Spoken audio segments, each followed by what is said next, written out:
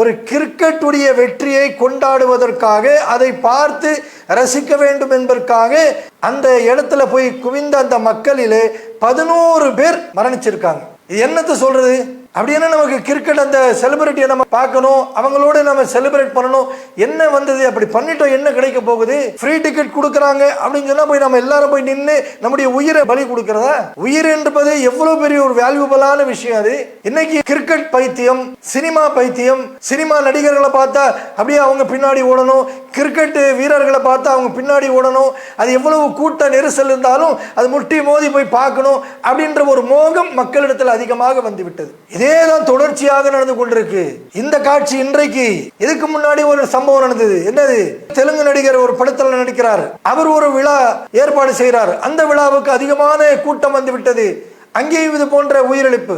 தினந்தோறும் செய்தியும் சிந்தனையும் என்கின்ற இந்த நிகழ்ச்சியின் வாயிலாக பல்வேறு செய்திகளை உங்கள் கவனத்திற்கு நாம் கொண்டு வந்து சேர்த்து கொண்டிருக்கின்றோம். அந்த வரிசையில் இன்றைய தினம் நாம் பார்க்கக்கூடிய செய்தி என்னவென்று சொன்னால், நேற்றைய தினம் 4ஆம் தேதி கர்நாடகா மாநிலம் பெங்களூரில் 11 நபர்கள் அநியாயமாக மரணித்திருக்கிறார்கள். ஏன் இது அநியாயமாக மரணித்திருக்கிறார்கள் என்று சொல்கின்றோம் என்று சொன்னால், இந்த 11 நபர்கள் மரணித்தது ஏதோ ஒரு விபத்து அல்ல.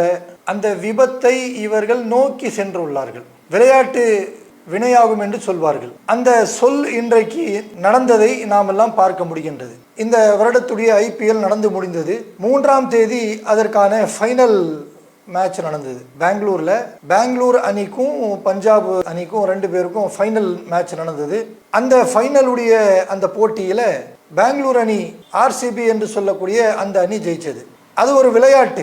அந்த விளையாட்டை ரசிக்கக்கூடிய மக்களுக்கே தெரியும், இது விளையாட்டாக மட்டும் செல்லவில்லை. IPL என்பது ஒரு சூதாட்டமாக சென்று கொண்டிருக்கு.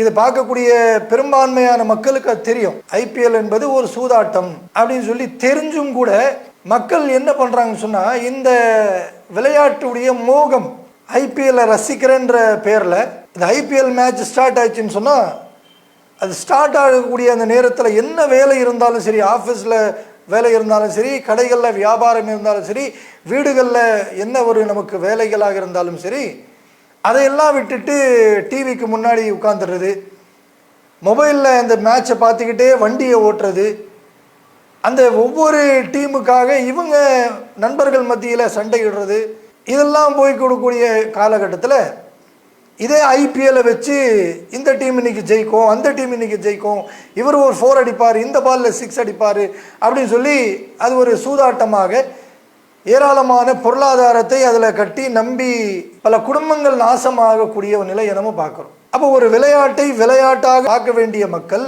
அந்த போதைக்கு அடிமையாடுறாங்க. ஏதோ IPL பார்க்கலன்னா நமக்கு நைட்டு ஃபுல்லாக தூக்கமே வராது, IPL பார்க்கலன்னா நமக்கு நிம்மதியே இருக்காது, IPL தான் எல்லாமே அப்படின்ற மாதிரி அந்த IPLன்னு சொல்லி 3ஆம் தேதி IPL வெற்றி அந்த ஃபைனல் முடியுது. அதில் பெங்களூர் அணி ஜெயிக்குது. 4ஆம் தேதி அதை ஒரு செலிப்ரேட் பண்ணுறாங்க. அது ஒரு விழாவாக அவர்கள் கொண்டாடக்கூடிய ஒரு நிலை உருவாக்குறாங்க. யார்? இந்த RCB என்று சொல்லக்கூடிய அந்த அணி, ராயல் சேலஞ்ச் ஆஃப் பெங்களூர் என்று சொல்லக்கூடிய அந்த அணி என்ன பண்றாங்க, தன்னுடைய வெற்றியை கொண்டாடுறாங்க. அந்த கொண்டாட்டம் எங்கே நடக்குதுன்னு சொன்னா, பெங்களூர்ல இருக்கக்கூடிய சின்னசுவாமி கிரிக்கெட் மைதானம் ஸ்டேடியத்துல நடக்குது. இப்படி நடக்கக்கூடிய அந்த இடத்துல ரசிகர்கள் என்று சொல்லக்கூடியவர்கள் பொதுமக்கள் அளவுக்கு அதிகமாக அங்கே போய் கூடுறாங்க. ஏறத்தாழ காவல்துறை சொல்றாங்க 3000 மக்களுக்கு மேல வந்துட்டாங்க. நாம இவ்வளவு எதிர்பார்க்கவே இல்லை, அவ்வளவு மக்கள் வந்து குவிஞ்சிட்டாங்க ஒரே இடத்துல. அதிலும் குறிப்பாக கேட் நம்பர் 7 அந்த இடத்துல அதிகமான மக்கள் வந்து குவிஞ்சிட்டாங்க.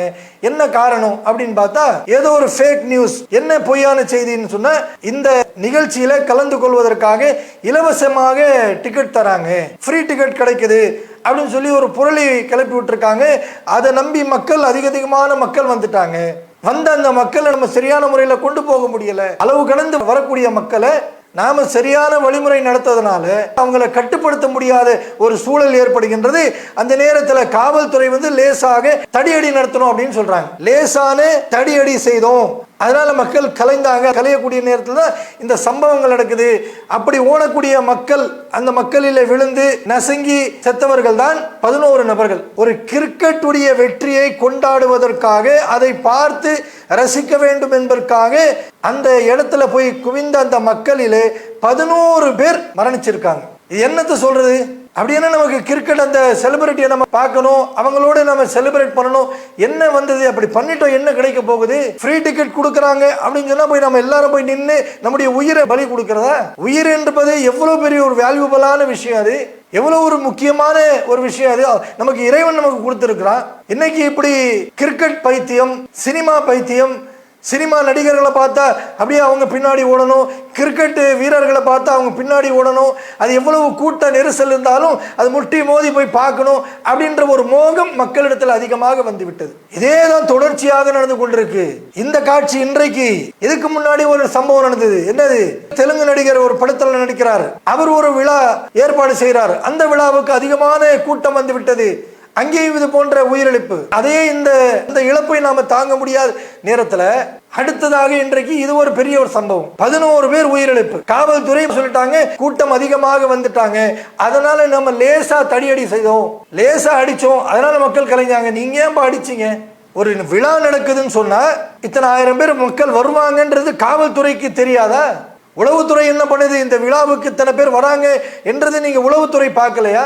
இன்றைக்கு கர்நாடகாவில் இருக்கக்கூடிய அரசாங்கம் அதை வருத்தம் தெரியப்படுத்துறாங்க. நாங்க மன்னிப்பு கேட்கிறோம்னு சொல்லி துணை முதலமைச்சர் சொல்றாரு சிவகுமார் அவர்கள். மன்னிப்பு கேட்டு என்ன பிரயோஜனம்? இன்னைக்கு போன உயிர் போனதானே. அந்த நிகழ்ச்சி ஏற்பாடு செய்யறோம்னு சொன்னா அதற்கேற்ற ஒரு பாதுகாப்பு நீங்க கொடுக்க வேண்டாமா? உயிர்கள் போன பிறகு 10 லட்சம் ரூபாய் தரும். 10 லட்சம் ரூபாய் கொடுத்த அந்த போன உயிர் வந்துருமா? யோசிச்சு பாருங்களேன். இவ்வளவு பெரிய ஒரு நிகழ்ச்சி ஏற்பாடு செய்யக்கூடிய நீங்க மக்கள் வருவாங்களே, அவங்களுக்கு ஒரு தக்க பாதுகாப்பு ஏற்படுத்தணும் என்று நம்ம நினைக்கலையே. இது காவல்துறையும் அரசாங்கத்தில் இருக்கக்கூடிய பலவீனம். அவங்க செய்த தவறு. மக்கள் செய்த தவறு என்னவென்று சொன்னால், அந்த செலிபிரிட்டியை பார்க்கணும், அந்த நிகழ்ச்சியில நம்ம கலந்துக்கணும், அந்த கிரிக்கெட் வீரர்களோடு நாம அன்றைக்கு அந்த விழாவில் இருக்கணும் அப்படின்னு நினைச்சு ஒவ்வொரு ஊர்ல இருந்து கிளம்பி வந்திருக்காங்க. வெறும் பெங்களூர்ல இருக்கக்கூடிய அந்த மக்கள் மட்டும் வரல. செய்திகள் வருது, திருப்பூர்ல இருந்து அந்த விழாவில் கலந்து கொள்ள வேண்டும் என்பதற்காக போன பெண்மணி இறந்துட்டாங்க அப்படின்னு சொல்லி வரக்கூடிய செய்தியை பார்க்கிறோம். அப்ப எங்க இருக்கு திருப்பூர், எங்க இருக்கு பெங்களூர்? தன்னுடைய சொந்த பணிகளை எல்லாம் விட்டு இப்படி செல்ல வேண்டுமா? இது ஒரு போதை இல்லையா? அப்ப இந்த மாதிரியான பழக்கத்தை விட்டு மக்கள் வெளியே வரணும். என்னதான் காவல்துறையுடைய கவனக்குறைவு, அரசாங்கத்துடைய கவனக்குறைவு இருந்தால்